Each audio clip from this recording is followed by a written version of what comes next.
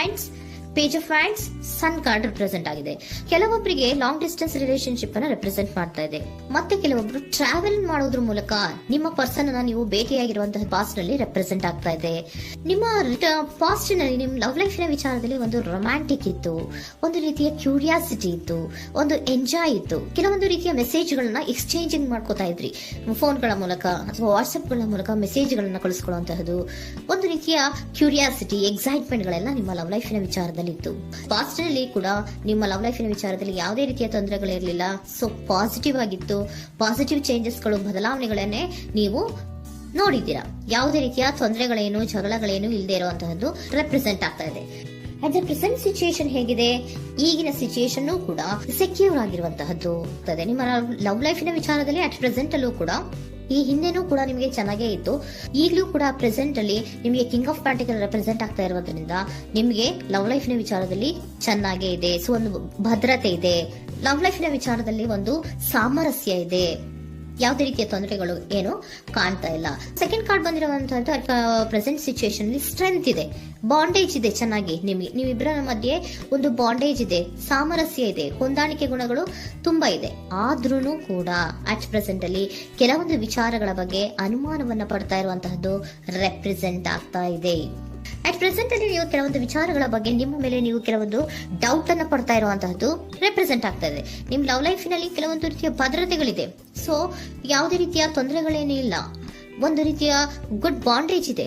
ಆದ್ರೂ ಕೂಡ ನಿಮ್ಮಲ್ಲಿ ಯಾಕೋ ಆತ್ಮವಿಶ್ವಾಸ ಇಲ್ಲ, ಆತ್ಮವಿಶ್ವಾಸದ ಕೊರತೆಗಳು ರೆಪ್ರೆಸೆಂಟ್ ಆಗ್ತಾ ಇದೆ. ಯಾವುದೋ ಕೆಲವೊಂದು ಅನುಮಾನಗಳು ನಿಮ್ಮಲ್ಲಿ ನಿಮ್ಮ ಲವ್ ಲೈಫಿನ ವಿಚಾರವಾಗಿ ಇರುವಂತಹದ್ದು ರೆಪ್ರೆಸೆಂಟ್ ಆಗ್ತಾ ಇದೆ.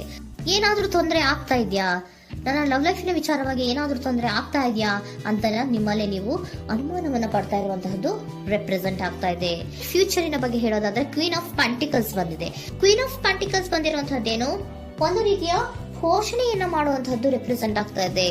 ಯಾಕಂದ್ರೆ ನಿಮ್ಮ ಲವ್ ಲೈಫ್ ನ ವಿಚಾರವಾಗಿ ಅಟ್ ಪ್ರೆಸೆಂಟ್ ಅಲ್ಲಿ ಕೆಲವೊಂದು ವಿಚಾರಗಳಲ್ಲಿ ಸ್ಟೇಬಲ್ ರಿಲೇಶನ್ಶಿಪ್ ಅಲ್ಲಿ ಇದ್ರೂ, ಒಂದು ಗುಡ್ ಬಾಂಡೇಜ್ ಇದ್ರೂ ಕೂಡ ನೀವ್ ಯಾಕೋ ಕೆಲವೊಂದು ವಿಚಾರಗಳ ಬಗ್ಗೆ ಅನುಮಾನವನ್ನ ಪಡ್ತಾ ಇರುವಂತಹದ್ದು, ಅದನ್ನ ರಕ್ಷಣೆ ಮಾಡೋದ್ರೊಳಗೆ ಹೆಚ್ಚು ಗಮನವನ್ನ ಕೊಡ್ತಾ ಇರುವಂತಹದ್ದು ರೆಪ್ರೆಸೆಂಟ್ ಆಗ್ತಾ ಇದೆ. ಇಮಿಡಿಯೇಟ್ ಫ್ಯೂಚರಿನ ಬಗ್ಗೆ ಹೇಳೋದಾದ್ರೆ ನೀವೊಂದು ರೀತಿಯ ಘೋಷಣೆಗಳನ್ನ ಮಾಡುವಂತಹದ್ದು, ನಿಮ್ಮ ಲವ್ ಲೈಫಿನ ವಿಚಾರವಾಗಿ ಕೆಲವೊಂದು ರೀತಿಯ ಹೆಚ್ಚು ಗಮನವನ್ನ ಕೊಡುವಂತಹದ್ದು. ಯಾವುದೋ ನಿಮ್ಮ ವಿಚಾರಗಳಲ್ಲಿ ಹಿಡಿತದಲ್ಲಿ ಏನ್ ಇಟ್ಕೊಂಡಿದ್ರೋ, ನಿಮ್ಮ ಪೊಸೆಸಿವ್ನೆಸ್ ಅನ್ನ ಏನ್ ಇಟ್ಕೊಂಡಿದ್ರೋ, ಯಾವುದೋ ಕೆಲವು ವಿಚಾರಗಳಲ್ಲಿ ನೀವು ಬಹಳಷ್ಟು ಓಪನ್ ಅಪ್ ಆಗಿ ಮಾತಾಡದೆ, ಯಾವ ವಿಚಾರಗಳನ್ನು ಕೂಡ ಹೇಳ್ಕೊಳ್ಳದೆ, ನಿಮ್ಮಲ್ಲೇ ನೀವು ಕೆಲವೊಂದು ಬೇಜಾರುಗಳನ್ನ ಏನ್ ಇಟ್ಕೊಂಡಿದ್ರೋ ಆ ವಿಚಾರಗಳನ್ನ ನೀವು ಮಾತಾಡುವಂತಹ ಸಾಧ್ಯತೆಗಳು ಇಮ್ಮಿಡಿಯೇಟ್ ಫ್ಯೂಚರ್ ನಲ್ಲಿ ಕಾಣಿಸ್ತಾ ಇದೆ. ಯಾವುದೋ ಕೆಲವೊಂದು ವಿಚಾರ, ಯಾಕೆ ಯಾವುದೋ ಕೆಲವು ವಿಚಾರಗಳಲ್ಲಿ ನಿಮಗೆ ಅನುಮಾನಗಳು ರೆಪ್ರೆಸೆಂಟ್ ಆಗ್ತದೆ. ಲವ್ ಲೈಫಿನ ವಿಚಾರ, ಪ್ರೀತಿಯಲ್ಲಿ ಯಾವಾಗ ಅನುಮಾನಗಳು ಸೃಷ್ಟಿಯಾಗುತ್ತೋ ನಾವು ಅವಾಗವಾಗ್ಲೇ ಅದನ್ನ ಬಗೆಹರಿಸ್ಕೊಬೇಕು. ನಮ್ಮಲ್ಲೇ ಇಟ್ಕೊಳ್ಳೋದು, ಅಯ್ಯೋ ಏನಾಗ್ತಾ ಇದೆಯೋ ಅಂತ ಕೊರಗೋದು ಅಥವಾ ಏನಾಗ್ಬಿಡುತ್ತೋ ಅಂತ ಭಯ ಪಡುವಂತಹದ್ದು ಏನು ಬೇಕಾಗಿಲ್ಲ. ಯಾಕಂದ್ರೆ ಲವ್ ಇರುವಂತಹದ್ದೇ ನಂಬಿಕೆಯ ಬುನಾದಿಯ ಮೇಲೆ. ಸೊ ನೀವೇನ್ ಮಾಡ್ಬೇಕು, ಏನಾದ್ರೂ ಸ್ವಲ್ಪ ಡೌಟ್ಗಳು ಬಂದಾಗ ನೀವು ಅದನ್ನ ಬಗೆಹರಿಸ್ಕೋಬೇಕು.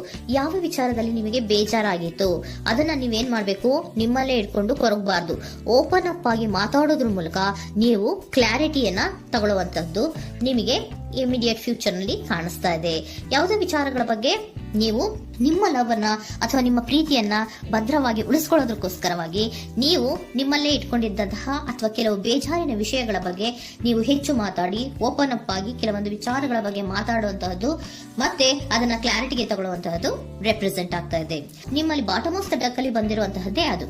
ಖುಷಿಯಾಗಿರ್ಬೇಕು, ಸಂತೋಷವಾಗಿರ್ಬೇಕು, ನಮ್ಮ ಲವ್ ಲೈಫಿನ ವಿಚಾರದಲ್ಲಿ ಒಂದು ಎಂಜಾಯ್ ಇರಬೇಕು, ಮತ್ತೆ ನೆಮ್ಮದಿ ಇರಬೇಕು, ಯಾವುದೇ ರೀತಿ ಗಲಿಬಿಲಿಗಳಿರಬಾರ್ದು ಅನ್ನೋಂತಹದ್ದೇ ನಿಮ್ಮ ಎನರ್ಜಿಯಲ್ಲಿ ರೆಪ್ರೆಸೆಂಟ್ ಆಗ್ತಾ ಇರೋದು.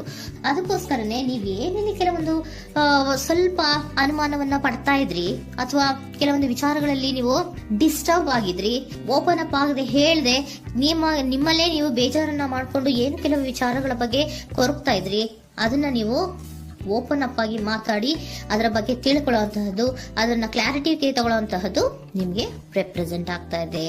ಪಾಸ್ಟಿನಲ್ಲಿ ನಿಮ್ಗೆ ತುಂಬಾನೇ ಚೆನ್ನಾಗಿತ್ತು, ಅಟ್ ಪ್ರೆಸೆಂಟಿನಲ್ಲೂ ತುಂಬಾನೇ ಚೆನ್ನಾಗಿದೆ. ಬಟ್ ಕೆಲವೊಂದು ವಿಚಾರಗಳ ಬಗ್ಗೆ ನೀವು ಸೆಲ್ಫ್ ಡೌಟ್ ಅನ್ನ ಪಡ್ತಾ ಇರುವಂತಹದ್ದು ರೆಪ್ರೆಸೆಂಟ್ ಆಗ್ತಾ ಇದೆ.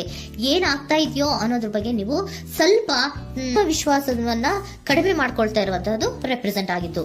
ಬಟ್ ಆದ್ರೆ ಇನ್ನು ಇಮಿಡಿಯೇಟ್ ಫ್ಯೂಚರ್ ನಲ್ಲಿ ಏನಪ್ಪಾ ಅಂದ್ರೆ ನಿಮ್ಮ ಲವ್ ಲೈಫ್ ಅನ್ನ ನಾವು ಉಳಿಸ್ಕೊಬೇಕು, ನಾನು ಎಲ್ಲವನ್ನ ನಮ್ಮ ಕಂಟ್ರೋಲ್ ಅಲ್ಲೇ ಇಟ್ಕೊಂಡು ಅಥವಾ ಪೊಸೆಸಿವ್ನೆಸ್ ಅನ್ನ ಬೆಳೆಸ್ಕೊಂಡು ನಾನೇ ಬೇಜಾರು ಮಾಡ್ಕೊಂಡಿದ್ರೆ ಸರಿ ಇಲ್ಲ, ನಾನು ಓಪನ್ ಅಪ್ ಆಗಿ ಮಾತಾಡಿ ಕೆಲವೊಂದು ವಿಚಾರಗಳ ಬಗ್ಗೆ ನಾನು ಕ್ಲಾರಿಟಿಯನ್ನ ತಗೋಬೇಕು ಅಂತ ಆಲೋಚನೆಯನ್ನ ಮಾಡ್ತಾ ಇರುವಂತಹದ್ದು ರೆಪ್ರೆಸೆಂಟ್ ಆಗ್ತಾ ಇದೆ.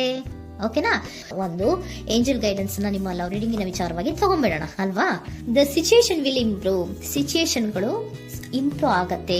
ನೀವು ನಿಮ್ಮಲ್ಲೇ ಇಟ್ಕೊಂಡು ಹೊರಗಬೇಡಿ. ಯಾವುದೇ ವಿಚಾರಗಳನ್ನ ನಾವು ಓಪನ್ ಅಪ್ ಆಗ್ಬೇಕು. ನಾವೇ ಬೇಜಾರು ಮಾಡ್ಕೊಂಡ್ರೆ ಅವ್ರಿಗೆ ಏನ್ ಅರ್ಥ ಆಗುತ್ತೆ, ನಿಮ್ ಪರ್ಸನ್ ಏನ್ ಅರ್ಥ ಆಗುತ್ತೆ, ಏನಕ್ಕೆ ಬೇಜಾರು ಮಾಡ್ಕೊಂಡಿದೀರಾ ಅಂತ ಅವ್ರು ತಿಳ್ಕೊಬೇಕು ಅಲ್ವಾ. ನಿಮ್ಗೆ ಅವರಲ್ಲಿ ಏನೇ ರೀತಿ ಕ್ಲಾರಿಟಿ ಬೇಕು ಅಂದ್ರೂ ಕೂಡ ನೀವು ಮಾತಾಡಿ ಕ್ಲಿಯರ್ ಮಾಡ್ಕೊಳ್ಳಿ. ಅವಾಗ ಏನಾಗುತ್ತೆ, ದ ಸಿಚುಯೇಷನ್ ವಿಲ್ ಇಂಪ್ರೂವ್ ಆಗತ್ತೆ. ಇದಿಷ್ಟು ನಿಮ್ಮ ಮಂತಿನ ಲವ್ ರೀಡಿಂಗ್.